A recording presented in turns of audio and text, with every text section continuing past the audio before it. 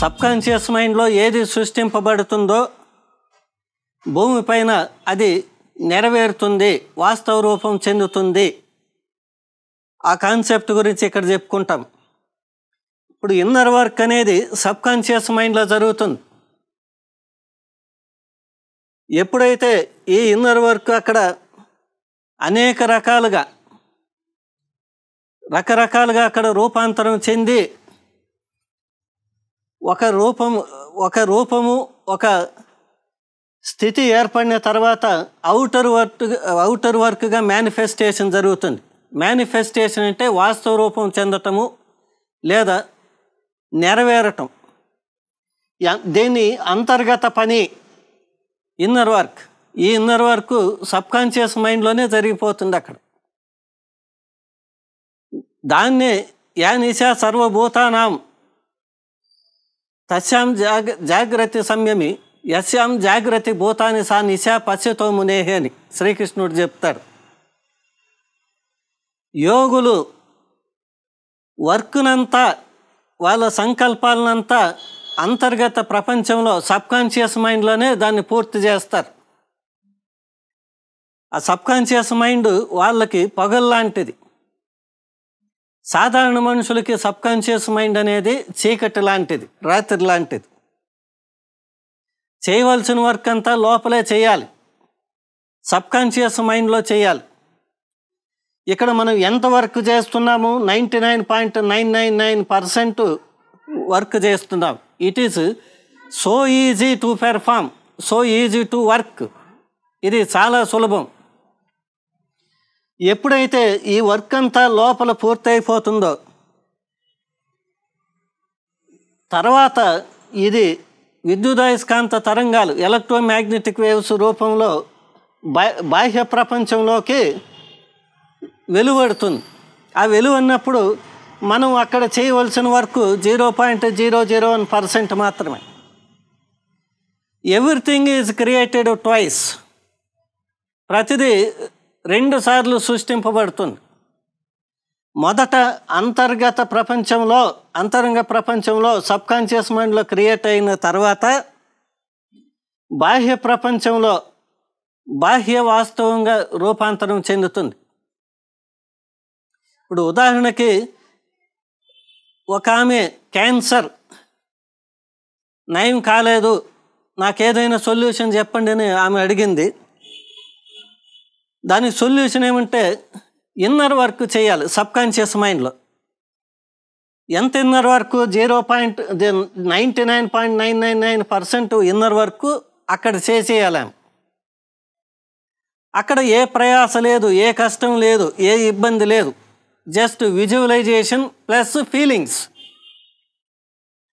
As though the disease is already cured. ఆ వ్యాధి నయమైపోయింది అనే ధీమాతో, ఆ విశ్వాసంతో విజువలైజేషన్ ప్లస్ ఫీలింగ్స్తో రకరకాలుగా ఆ వ్యాధి నయమైపోయినట్లు, అసలు పూర్తిగా ఇంకా ఆ వ్యాధే లేనట్లుగా విజువలైజ్ చేయాలి. అంటే ఆ విధంగా ప్రాక్టీస్ చేసిన తర్వాత ఇన్నర్ రియాలిటీ ఏర్పడుతుంది. ఇన్నర్ రియాలిటీ అంటే ఏమిటి? వ్యాధి సబ్కాన్షియస్ మైండ్లో నయమైపోయింది. It is cured in the subconscious mind. It is done in the subconscious mind. The disease is gone. So ఇక్కడ as in subconscious mind so on the earth. Subconscious మైండ్లో ఏదైతే జరుగుతుందో భూమిపైన అది వాస్తవ రూపం చెందుతుంది అని. కాబట్టి ఆమె చేయవలసిన పని ఏమిటి? సబ్కాన్షియస్ మైండ్లో ఆ వ్యాధి నయమైపోయింది. It is already done, it is already cured, the creation is finished. ఆ పని పూర్తయిపోయింది. No more disease, no more cancer, ఇంకా లేదు అక్కడ. సో ఇదేమవుతుంది? డ్యూ టు ఎలక్ట్రోమాగ్నెటిక్ వేవ్స్, విద్యుదయస్కాంత తరంగాల వల్ల అక్కడ వాస్తవ రూపం ఇన్నర్ రియాలిటీ ఏర్పడుతుంది. అంతర్గత వాస్తవం అది ఏర్పడినప్పుడు ఏమవుతుంది? It is to manifest in the outer world. అది ఖచ్చితంగా బాహ్య ప్రపంచంలోకి వచ్చి తీరాలి. అంటే ఇట్ ఈజ్ సర్టన్, ఇది జరిగి తీరాలి. ఎందుకు? ఇది లోపల క్రియేట్ అయిపోయింది. క్రియేట్ అయింది ఖచ్చితంగా ఇది బాహ్య ప్రపంచంలోకి వచ్చి తీరాలి. అవి వచ్చినప్పుడు బాహ్య ప్రపంచంలో ఏమిటి? అక్కడ ప్రయాస లేదు, ఏ కష్టము లేదు. అంటే ప్రయత్నం అనేది 0.001% మాత్రమే ఉంది. కాబట్టి ఇంకా అక్కడ వర్క్ ఏముంది? No work at all. Very small effort, చాలా సింపుల్ ఎఫర్ట్ అనమాట. అక్కడ ఇక్కడ ఆ వ్యాధి పూర్తిగా నయమైపోయింది. ఈ జీవితంలో, ఈ దేహంలో, ఈ భౌతిక జీవితంలో ఆ వ్యాధి ఇంకా లేదు. ఇంకొక ఉదాహరణ చెప్తాను. ఆమె కూడా ఈ మధ్యలో ఒక ఆమె ఫోన్ చేయటం జరిగింది. ఆమె కూడా ఇదే సలహా. ఆమెకు వెన్నెముక అనేది పనిచేయట్లేదు, ఆ లింకు తప్పైంది. కాబట్టి ఇక్కడ నడుము భాగం నుంచి కిందికి స్పర్శ లేదు, అంటే కంట్రోల్ లేదు. ఆమె కూడా ఇంతే చేయాలి. ఏమిటి? ఇన్నర్ రియాలిటీ క్రియేట్ చేసుకోవాలి. You create in the inner world, you create in the subconscious mind. This subconscious mind has infinite power. దీనికి అనంతమైన శక్తి ఉంది. కాబట్టి ఆమె ఎక్కడ క్రియేట్ చేసుకోవాలి? Inner reality. ఆమె ఎక్కడ వర్క్ చేయాలి? ఇన్నర్ వర్క్ చేయాలి. ఎంత వర్క్ ఉంది అక్కడ? 99.999% వర్క్ ఉంది. అది కష్టమా అంటే కష్టం కాదు. అంటే విజువలైజేషన్ ప్లస్ ఫీలింగ్స్.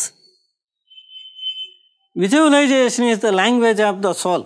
ఆత్మ యొక్క భాష అది. ఈ ఫీలింగ్స్ అనేవి విద్యుదయస్కాంత తరంగాలను కలగజేస్తాయి.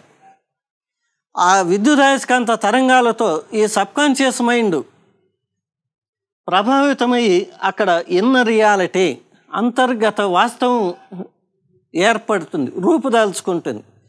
ఎప్పుడైతే అక్కడ వ్యాధి నయమైపోయింది, 99.999% వ్యాధి నయమైపోయింది, ఇంకా ఇది ఖచ్చితంగా బాహ్య ప్రపంచంలోకి ప్రకటమవ్వాలి. కాబట్టి ఆ బాహ్య ప్రపంచంలో ఒక చిన్న ఎఫర్ట్, అంటే వ్యాధి నయమందే భావన ఉన్నప్పుడు ఆటోమేటిక్గా 0.00% ఎఫర్ట్ పెట్టినప్పుడు ఆ వ్యాధి నయం అయిపోయింది.